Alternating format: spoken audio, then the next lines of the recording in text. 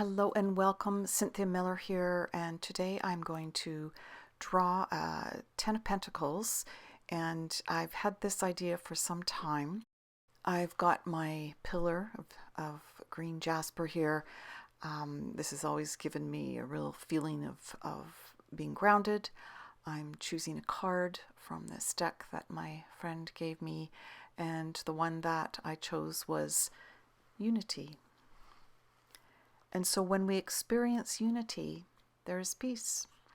And so I love this idea of pulling people together on the internet to interact and learn from each other and to just spend some time even. One of the other things I love to do, and especially before doing the sacred geometry pieces, is to get out my essential oils. And I love this one. It's called Balance. Again, it's the grounding oil blend. It's a blend that makes me feel like I'm outside.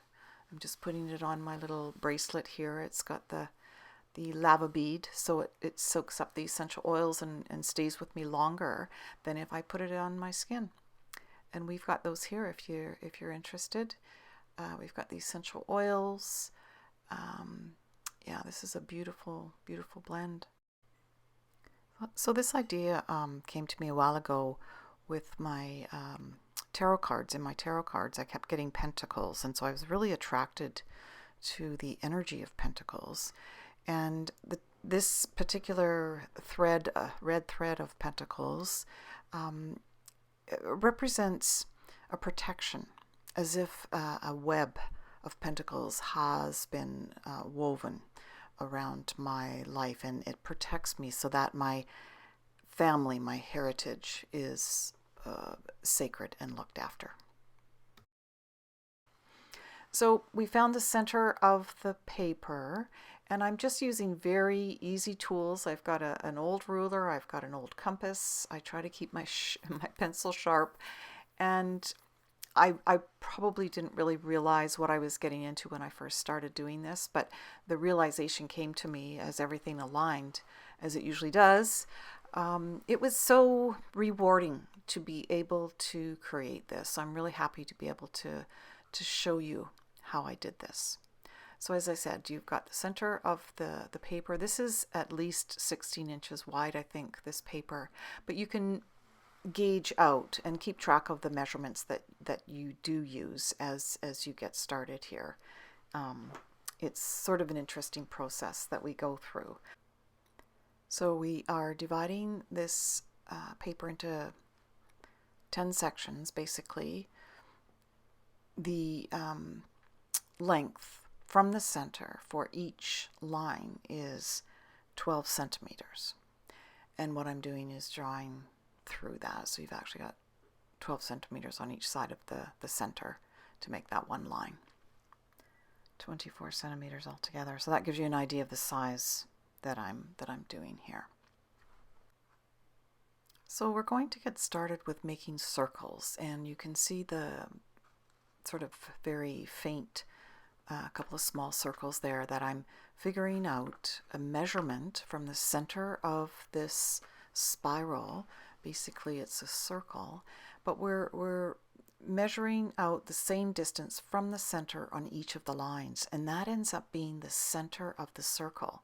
So then you just sort of figure out where that that measurement is in your compass, and you just continue to make the circles around on each of the lines. This is going to help us to create the pentacles. The pentacles come from the circles come from the pentacles. That's how sacred geometry works, is these different shapes and sort of relationships between the measurements. So we're going to go around on each line coming from the circle and figuring out that exact distance from the center on each of these lines and making that the center of my circle. And I'm going to leave enough room around the edges of the paper.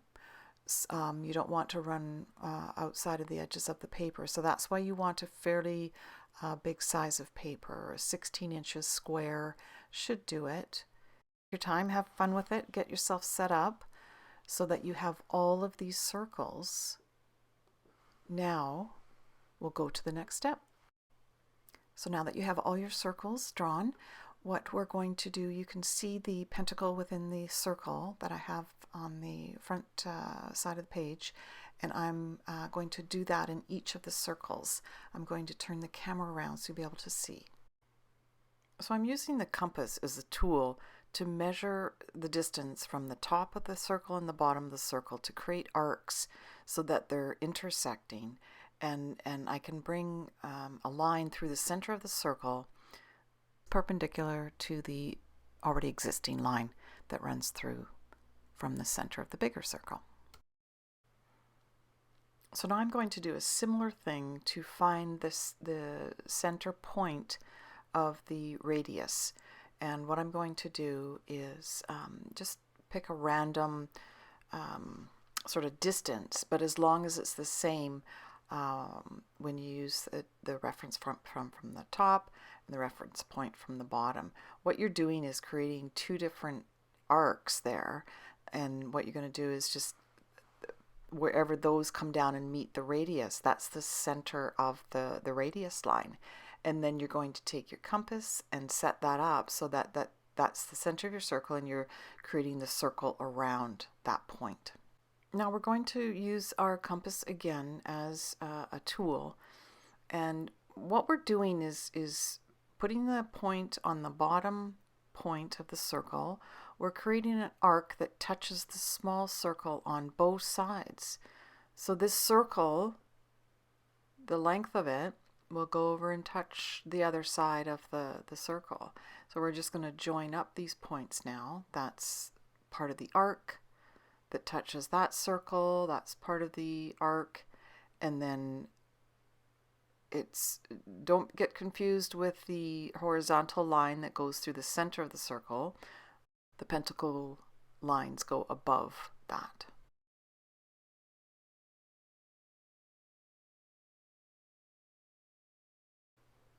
So just giving you a close-up here of the small circle within the circle, and then notice the arc at the bottom where you've got the intersection points. Those are where you're going to use the compass as a tool to arc that out. So this is a step-through process of what we've just gone over, except I think that you can see a little bit more, and I think I needed to see this a couple times, so thought you might need to too. And so you take the compass from the top of the circle, the bottom of the circle, and you make those arcs. Make sure you've got that radius going through there. Now you really only need the left side pointed out because you're going to find the center of that circle, or a radius now. And so you're going to do the same thing. Use the arcs of your compass. And so you're going to do it from the center and the other end of the radius. And then wherever those arcs intersect, that's where the center of that line is. And that's going to be the center of your small circle within the circle. And you know, sometimes you know, why do I have to do this piece, or why do I have to do this piece? But every piece sort of builds on the last step. So now I'm going to position my compass, and I'm trying to get it to meet the line of the small circle from the point of the larger circle. And I want to create an arc that just touches this circle on both sides. So I take it up as far as the other side of the circle, as far as the compass will reach. And then these points that are created from the arc create the point of the pentacle. So you're just going to line those up. And once we get 3 done, you can see then the next step, because what it's going to do is connect the small lines in each pentacle as it goes around the circle. And that's how the circle is created. It's a continuous flow of these pentacles around the circle. On to the next step. I have a black gel pen, and I use various types of pens, but this one's just a very basic black pen. And I'm using my ruler and mapping out the lines. I'm going to outline the pentacles so that they will stand out a little more. And how I'm doing this is using the line that runs through this thread of pentacles as the joiner from one to the other. You don't just do one pentacle at a time. You draw the connection from one pentacle to another, creating this circle of pentacles with these common threads. The red thread pentacle of life.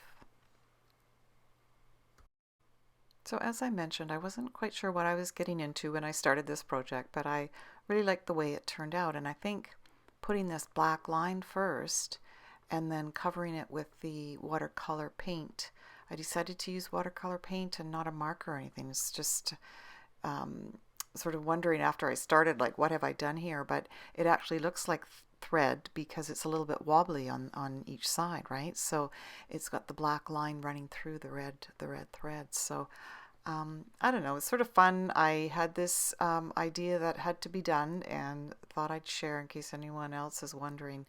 Yeah, it really represents a lot, I think. And yeah, so thanks for listening.